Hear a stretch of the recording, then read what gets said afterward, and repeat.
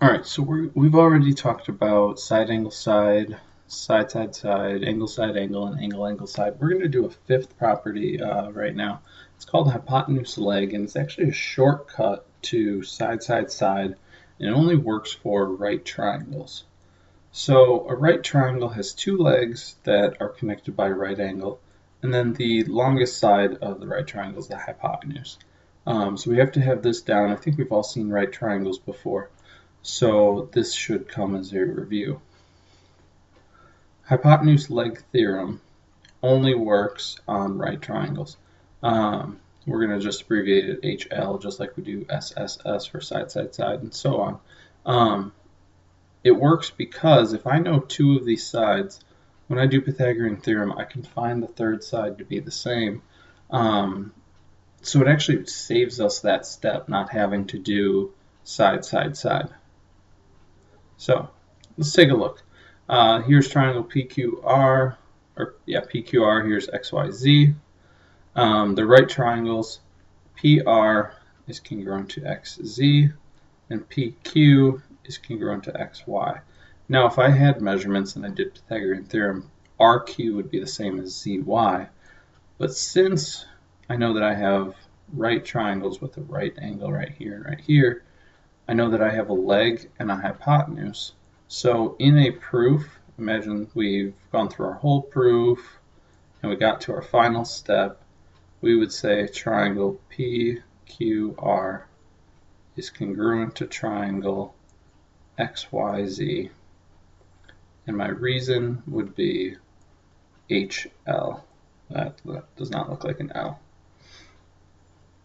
My reason would be HL because of hypotenuse leg. So let's try it in a proof. We have a bunch of things. I'm not going to write these two in the given. What those two are doing are just helping us say that we have right triangles. So we know that these are right angles. So our triangles are right triangles. We're going to go ahead and write that in our proof. Triangle ACB and triangle ADB are right triangles.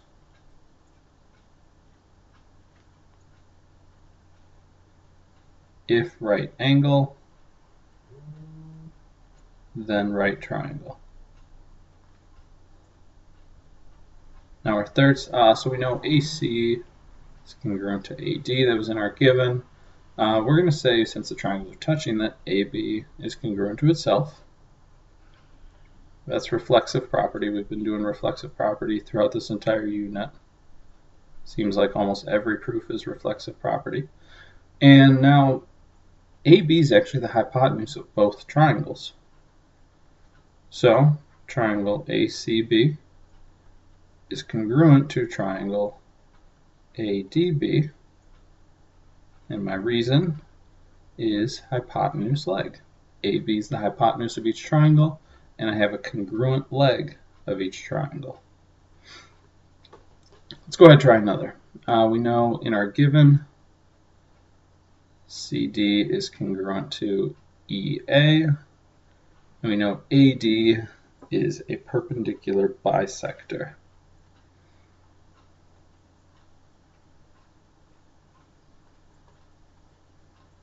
of CE. Now the important part of that is that it's a perpendicular bisector, and bisector means it splits the segment CE in half. So I'm going to use that for step 2. Given. And my step 2, since that's a perpendicular bisector, I know that CB is congruent to BE because of definition of bisector.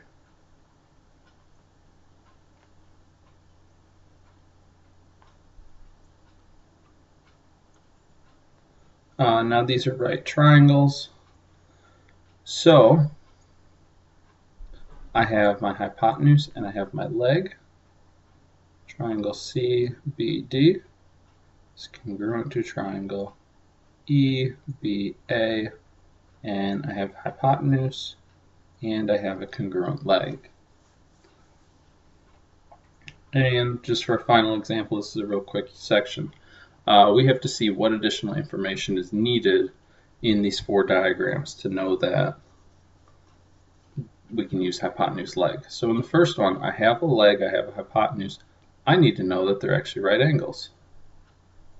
Angle A and angle Q are 90 degrees. Same in this one. These 2 are touching, that's reflexive property. In order to conclude anything, I need to know that angle B and angle D are 90 degrees.